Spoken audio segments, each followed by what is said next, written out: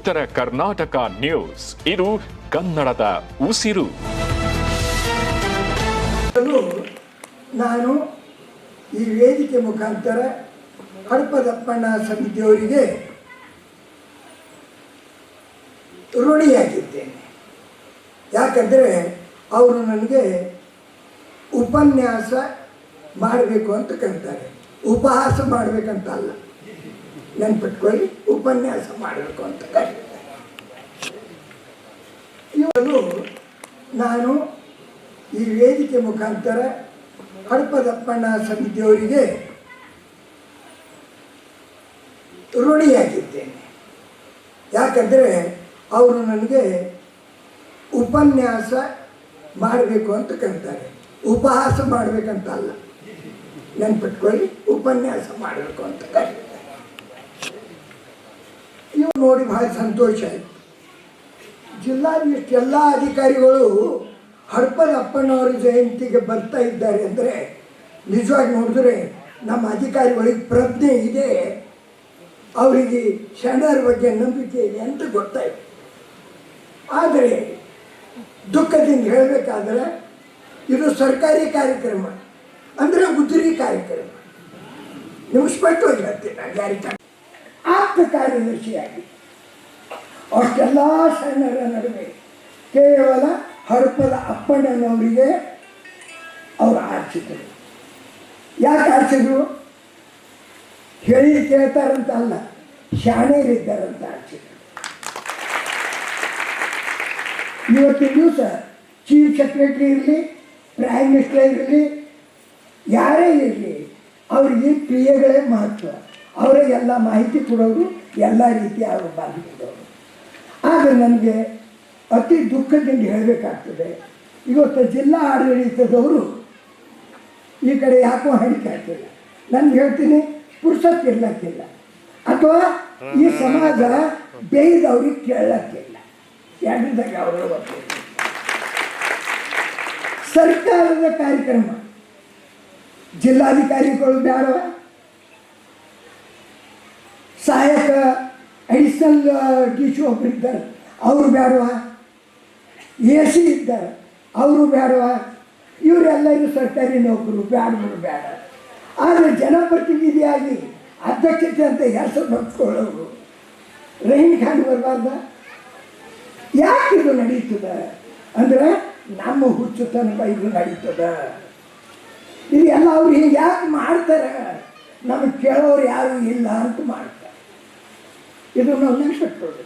ನಾನು ಯಾವ ಅಧಿಕಾರಿಗಳ ದ್ವೇಷಿ ಅಲ್ಲ, ಯಾವ ಸ್ವಾಮಿಗಳ ದ್ವೇಷಿ ಅಲ್ಲ, ಅಥವಾ ಯಾರ ಪ್ರೀತಿಯ ಅವ್ರ ಮೋಹನಕ್ಕೆ ಬೀಳೋನು ಅಲ್ಲ.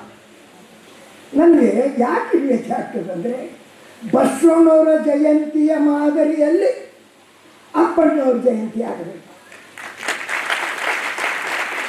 ಯಾಕೆಂದರೆ ಮುಖ್ಯ ಇದ್ದವ್ರೆ ಅವರಿದ್ದರು. ಅಲ್ಲ ಪ್ರಭುಗಳು ಒಳಗೆ ಬರಬೇಕಾದ್ರೆ ಅಪ್ಪಣ್ಣವ್ರಿಗೆ ಕೇಳ್ಕೊಂಡು ಬರಬೇಕು. ಈ ರೀತಿಯಿಂದಿದ್ದ ಮಹಾಪುರುಷರ ಜಯಂತಿ ನೀವೆಲ್ಲರೂ ಬಂದಿರಿ, ತುಂಬ ಸಂತೋಷ, ನನಗೆ ಆನಂದ ಆಯಿತು. ಅಧಿಕಾರಿಗಳು ಬರೋದು ಹೋದ್ರಿಗೆ ನೋಡಲಿಲ್ಲ. ನಾನಂತೂ ಈ ವೇದಿಕೆ ಮುಖಾಂತರ ಪೂಜ್ಯರಾದಂಥ ಪ್ರಭು ಸ್ವಾಮಿಗಳಿದ್ದಾರೆ, ಅವರು ಕ್ರಾಂತಿಕಾರಿ ಸ್ವಾಮಿಗಳೇ, ಸ್ವಲ್ಪ ತಪ್ಪಾದರೂ ಶ್ರೀಗಳವರೇ ಮುಂಜಾನೆ ಚಾಲನೆ ಕೊಟ್ಟರು. ಮತ್ತೊಂದು ಮಾತದಲ್ಲಿ ಶರಣರಿದ್ದವ, ಪಾಪಿಯ ಧನ ಪ್ರಾಶ್ಚಿತ್ತಕ್ಕಲ್ಲದೆ ಸತ್ತು ಪಾತ್ರಕ್ಕೆ ಸಲ್ಲದೆಯ, ಪಾಪಿಯ ಕೈಗಳು ಹಡಪದಪ್ಪಣ್ಣನ ಉದ್ಘಾಟನೆಗೆ ಸಲ್ಲದೆಯ. ಹಾಗೆ ಪಾಪಿಯ ಧನ ಪ್ರಾಶ್ಚಿತ್ತಕ್ಕೆ ಸತ್ತದು, ಸತ್ಪಾತ್ರಕ್ಕೆ ಬರೋದಿಲ್ಲ. ಹಾಗೆ ಪಾಪಿಯ ಕೈಗಳು ಸತ್ಪಾತ್ರಕ್ಕೆ, ಅಪ್ಪಣ್ಣವರಂಥ ಜಯಂತಿಗೆ, ಉದ್ಘಾಟನೆಗೆ ಸಲ್ಲದೆ. ಇದು ಕೆಲವರಿಗೆ ಕಟು ಅನ್ನಿಸ್ತದೆ, ಆದರೆ ಕಟು ಅಲ್ಲ. ಅವ್ರಿಗೆ ನೆನಪು ಮಾಡಬೇಕು. ಏನಿದು ಸಾಂಸ್ಕೃತಿಕ ನಾಯಕ ಅಂತ ಕರ್ನಾಟಕ ಸರ್ಕಾರ ಆದೇಶ ಮಾಡ್ತದೆ. ಸಾಂಸ್ಕೃತಿಕ ನಾಯಕರ ಆಪ್ತ ಕಾರ್ಯದರ್ಶಿ ಆದಂಥ ಹಡಪದಪ್ಪಣ್ಣವರಿಗೆ ಇಲ್ಲಿನ ಅಧಿಕಾರಿಗಳು ಘಮಂಡದಿಂದ ಅಥವಾ ಅಧಿಕಾರದ ಸೊಕ್ಕಿನಿಂದ ಬರೋದಿಲ್ಲ ಅಂದರೆ ಸಮಾಜಕ್ಕೆ ಎಚ್ಚರಿಸ್ತದೆ, ಅವ್ರಿಗೆ ಸಮಾಜ ಕೇಳ್ತದೆ. ನಾನು ತಮ್ಮೆಲ್ಲರಿಗೂ ವಿನಂತಿ ಮಾಡ್ತೀನಿ, ಮುಂದಿನ ಸಲ ಹಿಡಿದು ಅವ್ರು ತಮ್ಮ ಗುಡಿಯಾಗ ಅವ್ರ ಗುಡಿ ಅಂದರೆ ಆಫೀಸು ಅಲ್ಲಿ ಫೋಟೋ ಇಟ್ಟು ಪೂಜೆ ಮಾಡಲಿ, ಸಾರ್ವಜನಿಕರು ನೀವು ಎಲ್ಲರೂ ಕೂಡ ಅದೇ ಇದು ಮಾಡಿ. ನಮಗೇನಿಲ್ಲ, ಸಮಾಜ ಮಾಡಬೇಕು. ಸರ್ಕಾರಿ ಜಯಂತಿಗಳು ಯಾವಾಗಲೂ ಹಿಂಗೆ ಆಗ್ತವೆ. ಅವ್ರು ಎಲ್ಲಿ ಬರ್ತಾರೆ? ಒದ್ದು ಕೇಳೋರು ಇರಬೇಕು, ಬೇಯ್ದು ಹೇಳೋರು ಇರಬೇಕು. ಅಲ್ಲಿ ಬರ್ತಾರೆ, ಎಲ್ಲರೂ ಬರ್ತಾರೆ. ನಾ ಮುಂದೆ, ನೀ ಮುಂದೆ, ನಾ ಮುಂದೆ. ಈ ಸಮಾಜ ಪ್ರಜ್ಞಾವಂತ ಸಮಾಜ. ಹಡಪದ ಅಪ್ಪಣ್ಣವರ ಸಂಸ್ಕೃತಿಯಲ್ಲಿ ಬೆಳೆದಂಥ ಸಮಾಜ. ಇವರು ಯಾರಿಗೆ ಬೇಯೋರಲ್ಲ. ಆದರೆ ಎಲ್ಲರ ಜೊತೆ ಹಿಡಿದು ಬಗ್ಗಿಸೋರಿದ್ದಾರೆ. ಇವತ್ತಿನ ದಿವಸ ಯಾವ ರಾಜ ಮಹಾರಾಜರು, ಯಾವುದೇ ದೊಡ್ಡ ಅಭಿಷೇಕ ಯಾರೇ ಇಲ್ಲಿ ನಮ್ಮ ಹಡಪದ ಮುಂದೆ ಬಂದು ತಲೆ ಬಾಗಬೇಕಾಗ್ತದೆ. ಹಡಪದ ಅಪ್ಪನವರ ದೂರು ಇಟ್ಟು ಶರಣರು ನಮ್ಮ ಹಡಪದ ಕೆಲಸ ಮಾಡೋರು ಮುಂದೆ ತಲೆ ಬಾಗಬೇಕಾಗ್ತದೆ. ಇಂಥ ಸಮಾಜ. ಆದರೆ ಮತ್ತೊಂದು ನೀವು ಕಿವಿ ಮಾತು ಹೇಳ್ತೀನಿ, ಅಪ್ಪವರು ಇದ್ದಾರೆ ಇಲ್ಲಿ. ಇವತ್ತಿನ ದಿವಸ ಹಡಪದ ಅಪ್ಪಣ್ಣ ಸಮಾಜದವ್ರು ನೀವು ಅಷ್ಟೇ ಅಲ್ಲ, ಭಾರತದಾಗಿದ್ದವರೆಲ್ಲ ಹಡಪದ ಅಪ್ಪಣ್ಣನ ಸಮಾಜದವರು. ನೀವು ಅನ್ಬೋದು ವಾಲಿಯವರಿಗೆ ಏನೋ ಬಂದಾಗ ಹುಡುಕಿರೇನು, ಅದೇ ಹಂಗೆ ಆಗ್ತಾರೆ. ಹೌದು, ನಾವು ಮುಂಜಾನೆ ಎದ್ದು ಕೂಡಲೇ ನಮ್ಮ ದಾಡಿ ನಾವು ಮಾಡ್ಕೊತೇವೆ. ದಾಡಿ ಮಾಡೋರಿಗೆ ಹಡಪದ ಅಂತಾರೆ. ಪ್ರತಿಯೊಬ್ಬರು ಮನೆಗೆ, ಪ್ರತಿಯೊಬ್ಬರು ಆಫೀಸಾಗಿ ಹಡ್ಕೊಳ್ತಾರೆ, ಪ್ರತಿಯೊಬ್ಬರು ಕಂತಾಳೆ ಮಾಡ್ಕೊಳ್ತಾರೆ. ಅವ್ರು ಹಿಂದೂ ಇರಲಿ, ಮುಸ್ಲಿಂ ಇರಲಿ, ಕ್ರಿಶ್ಚಿಯನ್ ಇರಲಿ, ಅವರೆಲ್ಲ ಹಡಪದ ಸಮಾಜದವರು. ಇದು ನಾನು ಹೇಳ್ತೇನೆ. ಯಾಕಂದ್ರೆ ಇಲ್ಲಿ ದಾಡಿ ಮಾಡ್ಕೊಂಡು ಬಿಡಿ, ನೀವು ಹಡಪದ ಆಗಲ್ಲ. ನೀವು ಮಾಡ್ಕೊತೀವಿ, ಹಡಪದವ್ರು ಇದ್ದೀರಿ ಒಬ್ಬರು. ಇಂಥ ಒಂದು ಮಹಾನ್ ಸಮಾಜದ ಒಂದು ವೇದಿಕೆಯಲ್ಲಿ ನಾನು ಮಾತಾಡಲಿಕ್ಕೆ ಬಂದೀನಿ. ನಾನು ಅವ್ರು ಎಲ್ಲಿ ಹುಟ್ಟಿದ್ರು, ಯಾಕೆ ಹುಟ್ಟಿದ್ರು, ತಂದೆ ತಾಯಿ ಯಾರು, ಯಾವ ಶಾಲೆಗೆ ಓದಿದ್ರು, ಯಾವ ಸ್ವಾಮಿಗಳು ಓದಿದ್ರು, ಯಾವ ಹಾಸ್ಟೆಲ್ದಾಗ ಉಂಡ್ರು, ಇದೆಲ್ಲ ನಾನು ಹೇಳೋದು. ಅದು ಗುರುಗಳು ಹೇಳ್ತಾರೆ. ನಾನು ಇಷ್ಟೇ ಹೇಳ್ತೀನಿ, ಹಡಪದ ಸಮಾಜ ಅಂದರೆ ಏನು? ಅನುಭವ ಮಂಟಪದಲ್ಲಿ ಹಡಪದಪ್ಪನವರ ಸ್ಥಾನ ಏನಿತ್ತು? ನಾವು ಮಾಡ್ತಕ್ಕಂಥ ಕೆಲಸ ಕೇಳುವಾದದ್ದೇ ಅಥವಾ ನಾನು ಶ್ರೇಷ್ಠ ಕಾರ್ಯ ಇದ್ದೇನಾ? ಇವತ್ತು ಒಂದು ಮಾತು ನಮ್ಮ ಯುವಕರು ನೆನಪಿಡ್ಬೇಕು.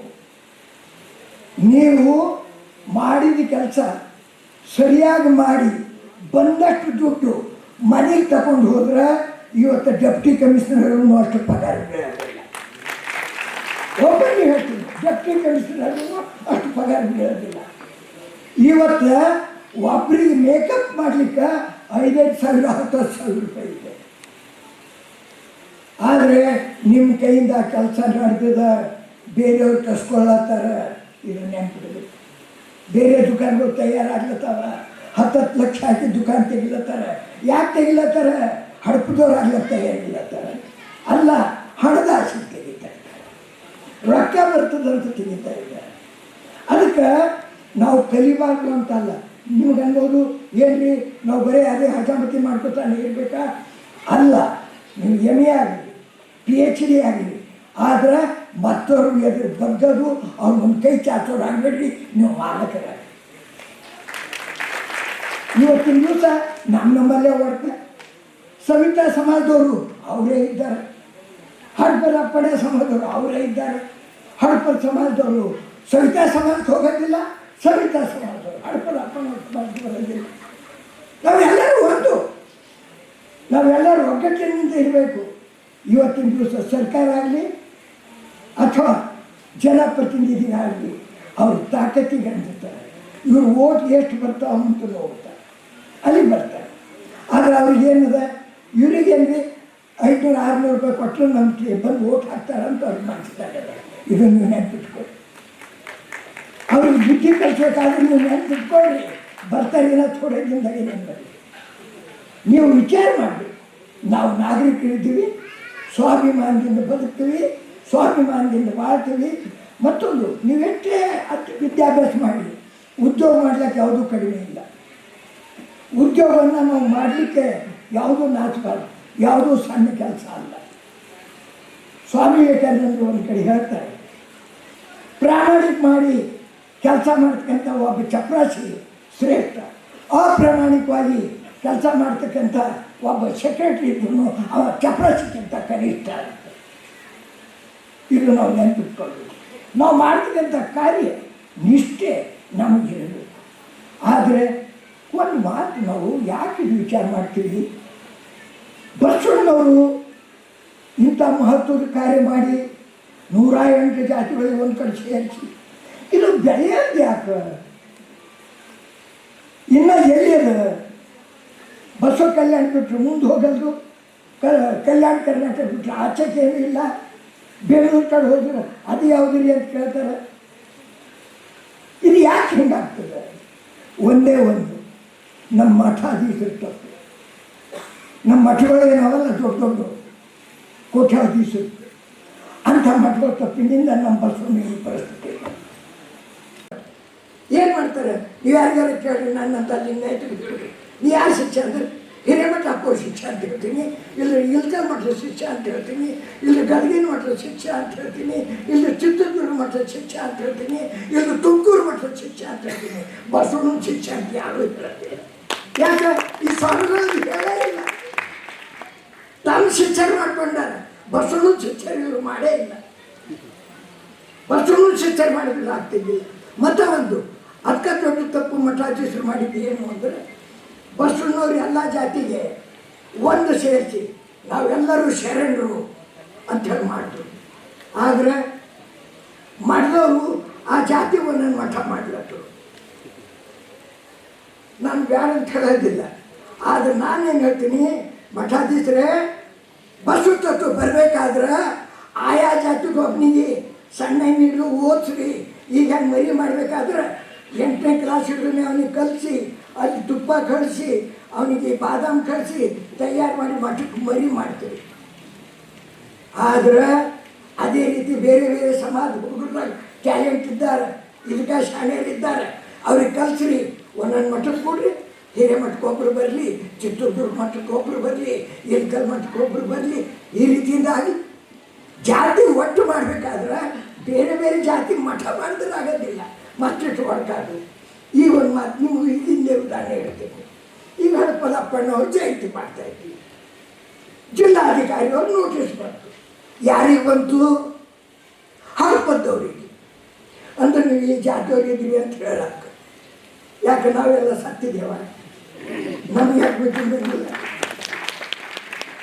ಮರಾಠ ಜನರಿಗೆ ಯಾಕೆ ಹೋಗಿಲ್ಲ? ಮುಸ್ಲಿಂ ಜನರಿಗೆ ಯಾಕೆ ಹೋಗಿಲ್ಲ? ಹಡಪದಪ್ಪಣ್ಣ ಎಲ್ಲರಿಗೂ.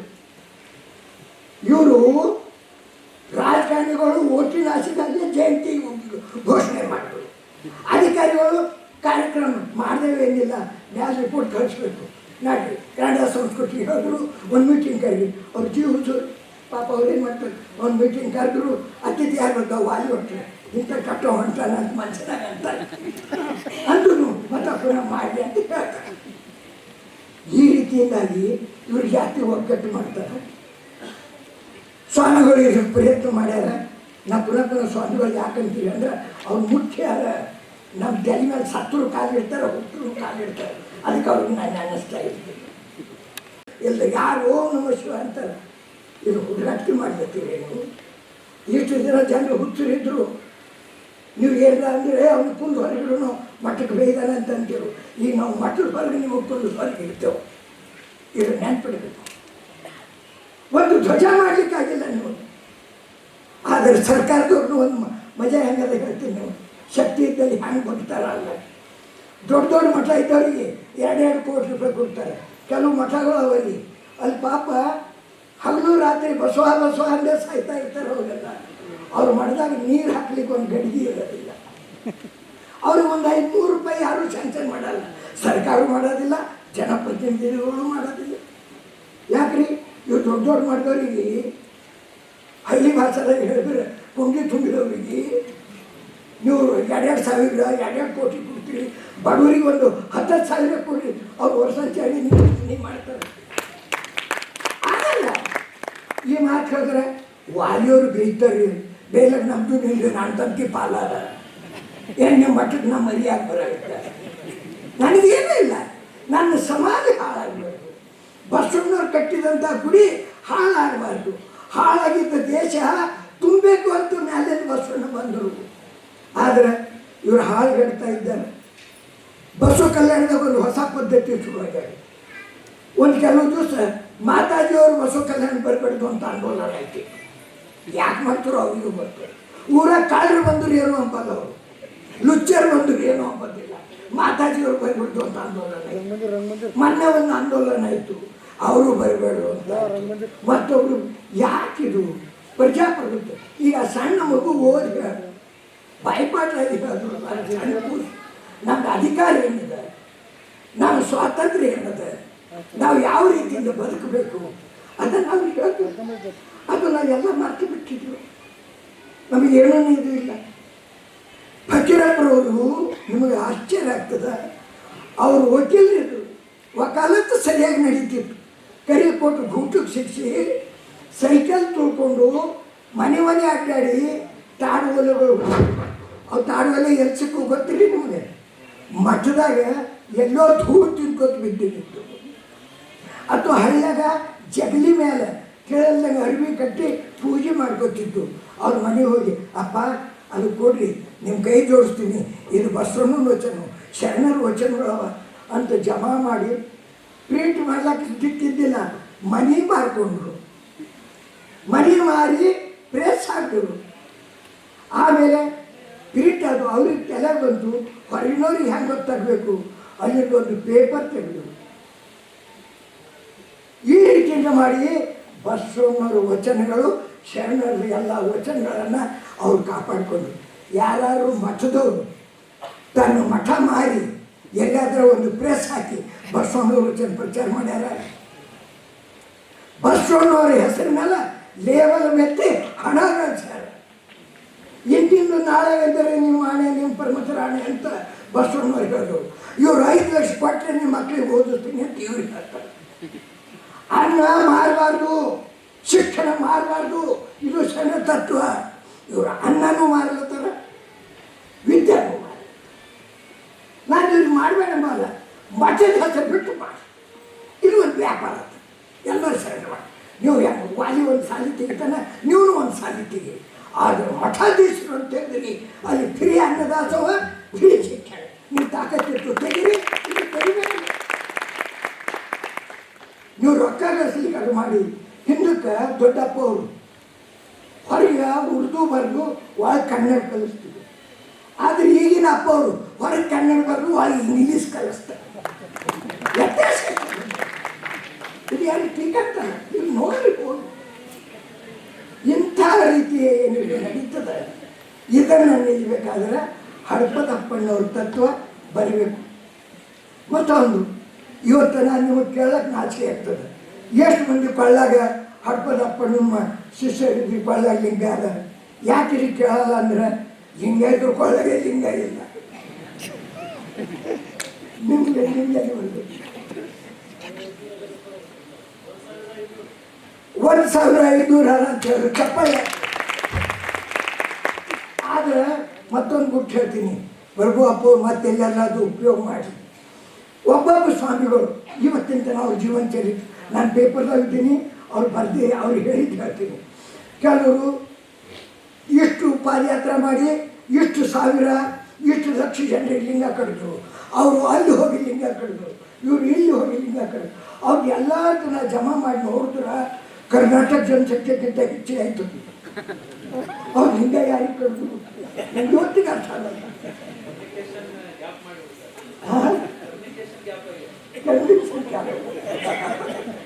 ಅಂದರೆ ನಾವು ಧರ್ಮನ್ನ ನಾಟಕ ಆಗಿ ಮಾಡಿದ್ದ, ಧರ್ಮನ್ನ ತತ್ವವಾಗಿ ಮಾಡ್ತಾ ಇಲ್ಲ, ಧರ್ಮನ್ನ ಆಚರಣೆಯಾಗಿ ಮಾಡ್ತಾ ಇಲ್ಲ.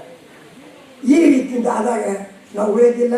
ಯಾರು ಮಾಡಲಿ ಬಿಡಲಿ, ಅಪ್ಪಣ್ಣವ್ರು ಹೆಂಗೆ ಗಂಭೀರವಾಗಿದ್ದರು ಆ ರೀತಿ ನೀವು ತಾಯಂದಿರು ನೀವೆಲ್ಲರೂ ಒಂದಾಗಿ ಸರಿಯಾಗಿ ನಿಂತು ಈ ತತ್ವವನ್ನು ಬೆಳಗಿರ್ತಾರೆ, ಒಳ್ಳೆಯ ರೀತಿಯಿಂದ ಮಾಡಿರಿ. ಆದರೆ ಏನು ಮಾಡಬೇಕ್ರಿ? ಬಸವಣ್ಣವ್ರ ಕಾರ್ಯದರ್ಶಿ ಬಸವ ಕಲ್ಯಾಣದಾಗಿದ್ದರೆ ಏನು ಅಮೇರಿಕಾದಾಗಿದ್ದರು? ಬಸವ ಕಲ್ಯಾಣದಾಗಿದ್ದರು. ಆದರೆ ಅವ್ರ ಗವಿಯಲ್ಲದ ದೀಪ ಹುಡುಕರನ್ನು ಹೋಗೋದು ಬಸವ ಕಲ್ಯಾಣ. ಅಧಿಕಾರಿಗಳಿಗೆ ಕಣ್ಣಿಲ್ವಾ? ಎಲ್ಲಾದ್ರೂ ಒಂದು ಸೂಜಿ ಬಿದ್ದರೆ ಆಗ ತೆಗಿತಾರೆ. ಇದು ಹಾಗಾಯಿತು ತಪ್ಪಾಯಿತು. ಹಡಪದ ಅಪ್ಪಣ್ಣವ್ರ ಗವಿ ಯಾರು ನುಂಗಿದ್ರು ಯಾಕೆ ನುಗ್ಗಿದ್ರು? ಅಧಿಕಾರಿಗಳು ಕಣ್ಣಿನ ಪಟ್ಟಿ ಕಟ್ಟಾರೆ. ಇಲ್ಲಿ ಪೊಲೀಸರು ಏನು ಗಾಂಜಾ ಕುಡಿದು ಮಾತಾಡ್ತಾರೆ? ಇಲ್ಲಿ ಪೊಲೀಸ್ ಅಧಿಕಾರಿಗಳಿಗೆ ಗೊತ್ತಿಲ್ವಾ? ಭೂಗಿರಾರು ಅಂತಾರೆ, ಹೊಲ ನುಂಗೋರು ಅಂತಾರೆ, ಇವರು ಗುಡಿ ನುಂಗೋರು ಹೊಂಟ್ರಲ್ಲ. ಇದನ್ನ ನೋಡ್ಬೇಕು, ಇದನ್ನ ಕೇಳಬೇಕು. ಈ ರೀತಿಯಿಂದ ಆದಾಗ ಇವತ್ತು ಹಡಪದಪ್ಪನವ್ರ ಜಯಂತಿ ಮಾಡ್ಲಿಕ್ಕೆ ಸರ್ಕಾರಕ್ಕೂ ನಾಚಿಕೆ ಆಗಬೇಕು, ನಮ್ಮನ್ನು ಆಗಬೇಕು. ಯಾಕಂದ್ರೆ ಅವ್ರು ಜಾಗನ ನುಂಗಿಕೊಂಡ್ರು. ಈಗ ಅವ್ರು ಜಯಂತಿ ಮಾಡಿದ್ರು, ಹೊರಗೆ ಕಪಾಲ ಹೊಡೆದು ಒಳಗೆ ಉಣಬಾರ್ದು ಅಂತ. ಅದಕ್ಕೆ ನಾವು ಸಮಾಜದವ್ರು ಜಾಗೃತ ಇದ್ದೀವಿ. ಸರ್ಕಾರ ಮೇಲೆ, ಅಧಿಕಾರಿಗಳ ಮೇಲೆ ಅವಲಂಬನ ಆಗಬಾರ್ದು, ಸ್ವಾವಲಂಬನ ಆಗಬೇಕು. ಸಣ್ಣ ತತ್ವ ಅಂದ್ರೆ ಏನ್ರಿ? ನಾವು ಸ್ವಾಭಿಮಾನಿಯಾಗಿ ಬದುಕದೆ ಸಣ್ಣ. ವಚನ ಓದೋದು ಸಣ್ಣ ತತ್ವ ಅಲ್ಲ, ವಚನ ಕಂಠಪಾಠ ಮಾಡಿದ್ರೆ ಸಣ್ಣ ತತ್ವ ಅಲ್ಲ. ಗಿಳಿನೂ ಓದ್ತದ, ಅದು ಕಲಿತು ಆತ್ಮಸಾತ್ ಆಗಬೇಕು, ನಮ್ಮ ಆಚರಣೆಯಲ್ಲಿ ಬರಬೇಕು. ನಾವು ಹೋಗ್ತಾ ಇದ್ದಾಗ ಇವ ಬಸವ ತತ್ವದ ಮನುಷ್ಯ ಕಾಣಿಸ್ತಾನ್ರಿ ಅಂತಂದ್ರೆ ನಿಷ್ಠುರವಾಗಿರ್ಬೇಕು. ಪ್ರೀತಿ ಇರಬಾರ್ದಂತಲ್ಲ, ಪ್ರೀತಿ ಬೇಕು, ಆದರೆ ದುಷ್ಟರ ಜೊತೆ ಪ್ರೀತಿ ಇರಬಾರ್ದು. ಜಾದಾ ಶರಾಫತ್ ಬುದ್ಧಿಲಿ ಮೇ ತಬ್ದಿಲ್ಲ ಅಂತ ಒಂದು ಗಾದೆ ಮಾಡ್ತಾರೆ. ಶರಾಫತ್ ಬೇಕು, ಪ್ರಾಮಾಣಿಕತೆ ಬೇಕು, ಆದ್ರೆ ಅದಕ್ಕೊಂದು ಮಿತಿ ಇರಬೇಕು. ಅಂಥ ಒಂದು ತತ್ವವನ್ನು ನೀವು ಅಳವಡಿಸ್ಕೊಳ್ರಿ. ಆ ಗವಿ ಬಗ್ಗೆ ನನಗೆ ಗೊತ್ತಾಯಿತು, ಅದರ ಬಗ್ಗೆ ಕೇಳಬೇಕಾಗ್ತದೆ. ಇಲ್ಲ ಒಳ್ಳೆ ಒಪ್ತೀನಿ, ಅವ್ರ ಗವಿ ನೀವು ಸಿಗೋದು. ಅವರು ಕಾರ್ಯದರ್ಶಿ ಇದ್ದು ಬಸವಣ್ಣವ್ರ ಗವಿ ಎಲ್ಲದ ಅಲ್ಲೇ ಇವ್ರದ್ದೊಂದು ಮೂರ್ತಿ ಕೂಡ್ತಾರೆ. ನಮಗೆ ಬೇರೆ ಬೇಕಾಗಿಲ್ಲ. ಅವ್ರು ಸೆಕ್ರೆಟ್ರಿ ಇದ್ದರು, ಅವ್ರು ಎಲ್ಲಿರ್ತಾರೆ ಅಲ್ಲಿ. ಹೆಂಗೆ ಡಿ ಸಿ ಇದ್ದಾಗ ಪಿ ಎ, ಸೆಕ್ರೆಟ್ರಿ ಇದ್ದಾಗ ಅವ್ರ ಪಿ ಎ, ಚೀಫ್ ಮಿನಿಸ್ಟರ್ ಇದ್ದಾಗ ಅವ್ರ ಪಿ ಎ, ಹಂಗೆ ನಮ್ಮದು ಬಸವಣ್ಣವ್ರು ಇದ್ದಲ್ಲಿ ಅವ್ರ ಪಿ ಎ ಇರಲಿ. ಜಾಗ ಇಲ್ಲೋದ್ರು ಇದು ಎಷ್ಟು ಸಾಮಾನ್ಯ ಅರ್ಥನ ಅವ್ರಿಗೆ ಆಗೋದಿಲ್ವ? ಅದರಿಂದ ನಾನು ತಮ್ಮೆಲ್ಲರಿಗೂ ಹೇಳ್ತೀನಿ, ತಾವು ಒಳ್ಳೆಯ ರೀತಿಯಲ್ಲಿ ಎದವರಿಗೆ ಎಚ್ಚರ ಆಗೋದಿಲ್ಲ, ಅದವರಿಗೆ ಆಗೋದಿಲ್ಲ. ಯಾರಾದರೂ ನಮಗೆ ಮುಂದೆ ತರ್ತಾರ ಅಂತ ತಿಳ್ಕೊಂಡು ಕೂತ್ರೆ ನಿಮ್ಮಂಥ ಹುಚ್ಚರು ಮತ್ತೆ ಯಾರು ಅಲ್ಲ. ನಮಗೆ ಮುಂದೆ ಯಾರೂ ತರೋದಿಲ್ಲ. ನಮಗೆ ನಡಿಬೇಕಾಗ್ಯದ, ಅಡ್ಡು ಬಂದರು ತುಳಿದು ನಡಿಬೇಕಾಗ್ಯದ. ಸಂಟ್ ಹೊಂಟರು ಅವ್ರ ಕೈದಾಗ ಕೈ ಹಿಡ್ಕೊಂಡು ನಡೆಯಿರಿ. ನಿಮ್ಮ ತತ್ವಕ್ಕೆ ಅಡ್ಡು ಬಂದರು ತುಳಿದು ನಡೀರಿ, ಪರಂತು ನಿಮಗೆ ಯಶಸ್ವಿ ಆಗತ್ತನ್ನ ನೀವು ನಡೀರಿ. ಅಂಥ ಮಹತ್ವದ ಕಾರ್ಯವನ್ನು ತಾವು ಮಾಡಬೇಕಾಗ್ಯದ. ನೀವು ಅನ್ಬೋದು, ಇವ್ರು ಏನರ ಹಡಪದಪ್ಪನವರು ಎಲ್ಲಿ ಹುಡಿದ್ರು, ಶಿಕ್ಷಣ ಯಾವ ಹಿರೇಮಠ ಸ್ವಾಮಿಗಳು ಕಲ್ತರು, ಎಲ್ಲಿ ಯಾವ ಗುರುಗಳ ಬಳಿ ಓದಿದ್ರು, ಕಡೆ ಕೂಡ ಸಣ್ಣ ಬಸವಣ್ಣವ್ರ ಜೊತೆಗೆ ಅಭ್ಯಾಸ ಮಾಡಿದ್ರು. ಇದೆಲ್ಲ ತುಂಬ ಇತಿಹಾಸ ಅದ. ಅವರು ಕಲ್ಯಾಣದಾಗ ಅನುಭವ ಮಂಟಪದಾಗ ಮದುವೆ ಆಯಿತು. ಇದು ಎಲ್ಲ ಅದ. ಇದೇ ನನಗೆ ಹೇಳೋದು ಬೇಕಾಗಿಲ್ಲ, ನನಗೆ ಇದ್ರಾಗ ಏನು ಅರ್ಥ ಇಲ್ಲ. ಸತ್ಯಮ್ಮಿ 10 ಸೇರು ಹಾಲು ಕೊಡ್ತಿತ್ತು ಅಂತ ಹೇಳಿದ್ರು. ಏನು ಬೇಕಾಗಿಲ್ಲ, ಕಥೆ ಬೇಕಾಗಿಲ್ಲ. ಇಲ್ಲಿ ನೀವು ಹಳೆಯವರಿದ್ದವ್ರಿಗೆ ಗೊತ್ತದ, ಇಲ್ಲಿ ರಿಕ್ಷಾ ತುಳಿಯೋರಿದ್ದರು, ಕಾಲಿನ ರಿಕ್ಷಾ ನಡೆಸ್ತೇವೆ. ಆವಾಗ ಆಟೋ ಇದ್ದಿಲ್ಲ. ಆವಾಗ ಇಲ್ಲಿ ಪಾಪರಾಜದಿಂದ ಜನ್ಮೆ ನಡ್ಸಕ್ಕೆ ಹೋಗ್ಬೇಕಂತಂದ್ರೆ ಅವ್ರು ತುಳ್ಕೊತ ಹೇಳ್ತಿದ್ದ, ಸಾಹಬ್ मैं रिक्शा चला लूँ, मेरे बाप दादा जागीरदार थे, वो बादाम खाते थे, पिस्ता खाते थे, जागीरदार घराने के हैं हम रिक्शा ತುಳಿತೆ. ಹಾಗೆ ನಮ್ಮ ಹಡಪದಪ್ಪಣ್ಣ ಬಸವಣ್ಣವ್ರ ಕಾರ್ಯದರ್ಶಿ ಇದ್ದರು, ಅವ್ರ ಅನುಭವ ಮಂಟಪದಲ್ಲಿ ಮುಟ್ಟಿದ್ರು. ಇದು ಹೇಳ್ಕೊತ ಕಾಲ ಕಳೆದ್ರೆ ನಾವು ರಿಕ್ಷಾ ಹೊಡೆಯೋರಿಗೆ ನಾವು ನಮ್ಗೇನಾಗಂದಾರ ಅದನ್ನು ನಾವು ತರಬೇಕು. ಅಂಥ ಕಾರ್ಯ ನೀವು ಮಾಡ್ತೀರಿ. ಏನು ಟೈಮ್ ಮುಗಿತಲ್ಲ ನಂದು? ಅಪ್ಪವ್ರನ್ನು ಮುಗಿತಲ್ಲ ಮುಗಿತಲ್ಲ. ಹಾಂ, ಅದೇ ಅದಕ್ಕೆ ನಾನೀಗ ಹೆಚ್ಚಿಗೇನು ಹೇಳಲ್ದೇನೆ ಒಂದು ಮಾತು ಸ್ವಾಮೀಜಿಯವರು ನೆನ್ಪಿಡ್ಬೇಕು. ಅವ್ರ ಸಭಾ ವಿಶೇಷ ಅಧಿಕಾರಿಗಳಿಗಾಗ ಜೇಡ ದಾಸಿಮಯ್ಯ ಅಂತ ಒಂದು ಜಯಂತಿ ಆಗ್ತದೆ. ಆದರೆ ಎಂಥ ಅಪರಾಧರಿ, ದೇವರ ದಾಸಿಮಯ್ಯ ಜೇಡ ದಾಸಿಮಯ್ಯ ಒಂದೇ ಅಂತ ಮಾಡ್ತಾರೆ. ಜೇಡ ದಾಸಿಮಯ್ಯ ಸಂಸಾರಿ, ದೇವರ ದಾಸಿಮಯ್ಯ ಸನ್ಯಾಸಿ. ಅದೇ ಮಾಡ್ತಾರೆ ಹೊರತು ಜೇಡ ದಾಸಿಮಯ್ಯ ದೇವರ ದಾಸಿಮಯ್ಯ. ಹಾಂ, ಆದರೆ ದೇವದಾಸಿಮಯ್ಯ ಒಬ್ಬ ರಾಜ ಮನೆತನದ ಗುರುಗಳಾಗಿದ್ದರು, ಇವರು ಸಂಸಾರಿಯಾಗಿದ್ದರು. ನಾಳೆ ಇವರು ಎಬ್ಬರು ಒಂದೇ. ನಾನು ಇದು ಮೊದಲನೇ ಮೀಟಿಂದ ಇಲ್ಲೆಲ್ಲ ಜಿಲ್ಲಾಧಿಕಾರಿ ಮೀಟಿಂದ ಈ ಪ್ರಶ್ನೆ ಕೇಳಿದ್ದೆ. ಅವಾಗ ಅವ್ರು ಹೇಳಿದ್ರು ಅವರೆಲ್ಲ ಒಂದೇ ಅಂತ ಹೇಳಿ ಮಾಡಿದ್ದಾರೆ ಮ್ಯಾಲಿನವರು. ಅಂದ್ರೆ ಆ ಸನ್ಯಾಸಿಗೆ ಮದುವೆ ಮಾಡಬೇಕಾಯ್ತದ, ಇಲ್ಲರಿ ಇವ್ರಿಗೆ ಮಠಕ್ಕೆ ಕೊಡ್ಬೇಕಾಯ್ತದ. ಇಂಥ ರೀತಿಯಿಂದ ಅನಾಹುತಗಳು ಆಗ್ತಾವ. ಭಾಳಷ್ಟು ಹೇಳೋದದ. ಈಗ ನಮ್ಮದು ಸಂಸ್ಕೃತಿ ಇಲಾಖೆಯವ್ರನ್ನು ಹೇಳಿದ್ರು ಸಾಕ್ರಿ ಮಂದಿ ತಲೆ ಆಗ್ಬಿಡೋದಿಲ್ಲ. ಮತ್ತು ಯಾವಾಗಾರ ಪುಸ್ತಕ ಸಿಕ್ಕಾಗ ಏಕಾಂತ ಕೂತಾಗ ಒಂದು 10-20 ಮಂದಿ ಕೂತು ನನಗೆ ಹೆಚ್ಚು ಜನರು ಬೇಕಾಗಿಲ್ಲ, ಒಂದು 10-20 ತರುಣರು ಒಂದು ವರ್ಷದಾಗ ಹೆಂಗೆ ಆಗ್ತಾರೆ ಹೋಗಿದ್ದು. ನಮ್ಮ ಹಾಡಿದಾಗ ಬರೀ ನಮ್ಮ ಸುತ್ತ ಒಂದು 10 ಹುಡುಗರು ಒಂದು ವರ್ಷ ಇದ್ದರೆ ಸಾಕು.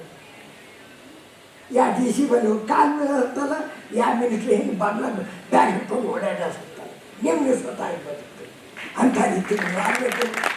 ತಾವೆಲ್ಲರೂ ನನಗೇನು ಉಪನ್ಯಾಸ ಮಾಡಿ ಅಂತ ಹೇಳಿದ್ರು, ಅದನ್ನು ಉಪಹಾಸ ಮಾಡಿ ನಡೆದೀನಿ. ಧನ್ಯವಾದ.